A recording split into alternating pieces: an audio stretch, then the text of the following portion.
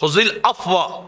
وامر بالعرف وعارض عن الجاہلین، اے میرے نبی معافی کو اختیار کیجئے، نرم دلی کو اختیار کیجئے، شفقت اور رحمت کو اختیار کیجئے، اور فرمایا وامر بالعرف، اور نیکی کو حکم دیجئے، وعارض عن الجاہلین، اگر کوئی جاہل اگنوسٹک آدمی ان ایجوکیٹڈ بندہ آپ کے ساتھ زیادتی بھی کر لے، آپ کے ساتھ جھگڑنے کے لیے آئے، لڑنے کے لیے آئے، تو آپ کی ذات کو جھگڑا کرنا روا نہیں ہے، آپ کی شخصیت اور اخلاقیات کے لائق نہیں کہ آپ اس جاہل کو اس کی زبان میں جواب دیں، بلکہ کیا اعرض عن الجاہلین،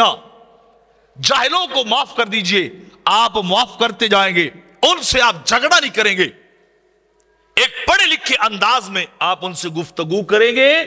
میرے محبوب یہ خود بخود آپ کے پیچھے آتے جائیں گے،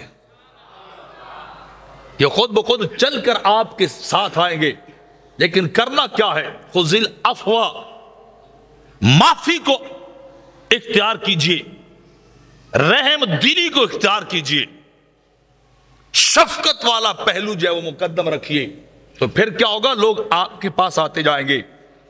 اور پھر اللہ رب العزت نے دوسرے مقام پہ فرمایا واعف عنہم واصفح، میرے حبیب آپ معاف کر دیجئے،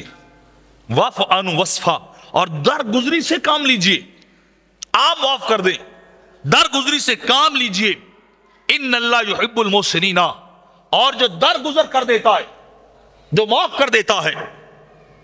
جو کسی سے بدلہ نہیں لیتا، سب کچھ ہونے کے باوجود جو معاف کر دیتا ہے، ان اللہ یحب المحسنین، اللہ فرماتا ہے میں ایسے نیکوں کو پسند کر لیتا ہوں۔